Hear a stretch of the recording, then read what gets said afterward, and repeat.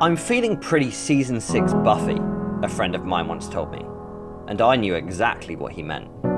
Season 6 of Buffy the Vampire Slayer is dark, really dark. It finds our feminist hero not only dealing with the usual foray of monsters and vampires, but also dealing with much more human horror.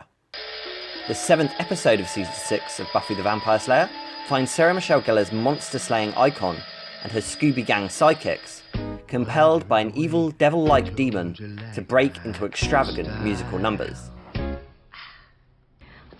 So did anybody, last night, did anybody, burst into song? This comes a third of the way through the season, with Buffy navigating her difficult transition from smart-witted teenager to mother figure, after the death of her mother in season 5. Mom! Buffy is left to look after her younger sister, Dawn. This is after being ripped out of heaven by her best friend and returning to Hellmouth City, Sunnydale.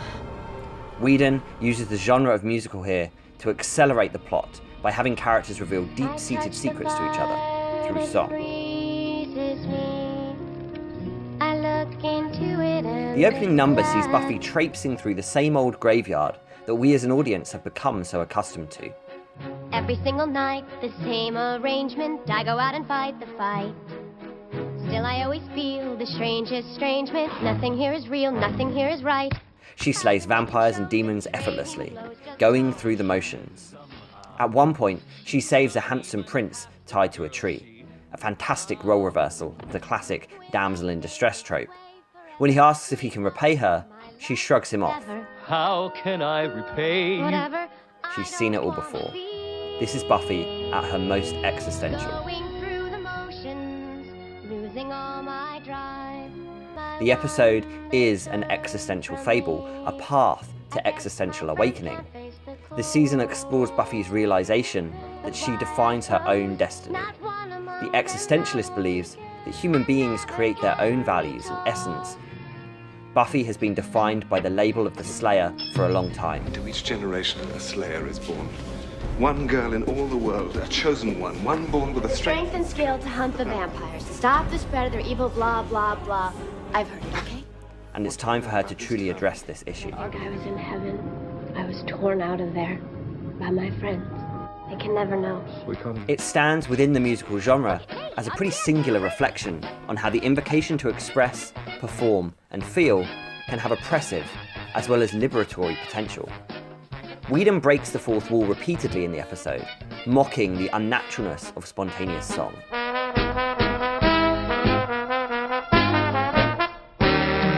There are people singing about getting mustard out of their shirts. They got the mustard. Having diseases of the penis. His penis got diseases from a shoe moss truck. And of course, being afraid of bunnies.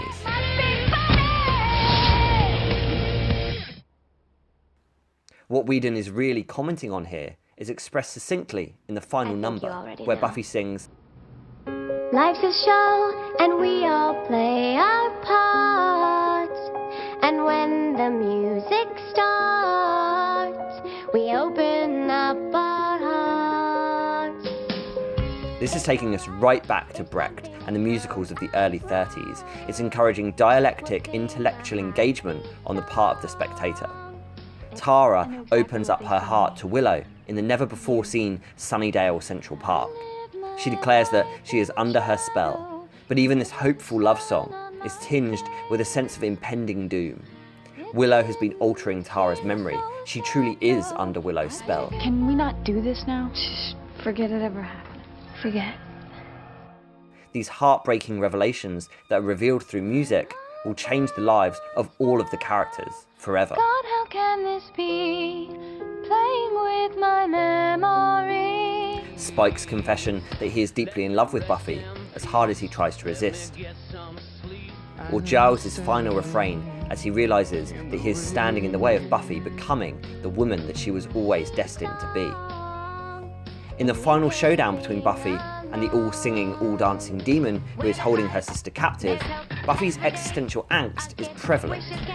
In lines like, You work so hard all day, just be like other girls.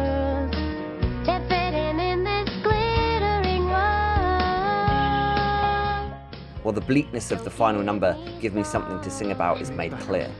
Life's a song you don't get to rehearse, and every single verse can make it that much worse. Musicals are at their best when they are exploring bleakness. All of the set pieces here explore secrets. There was no pain, no fear, no doubt, till they pulled me out of heaven.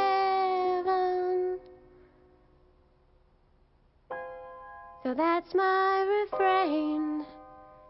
I live in hell, 'cause I've been expelled from heaven. This is a very different notion of breaking through the form than postmodern musicals like Strictly Ballroom or Pitch Perfect. Seems like everybody's got a price. I wonder how they sleep at night. Both of which focus on individual characters evading the rules of their chosen discipline.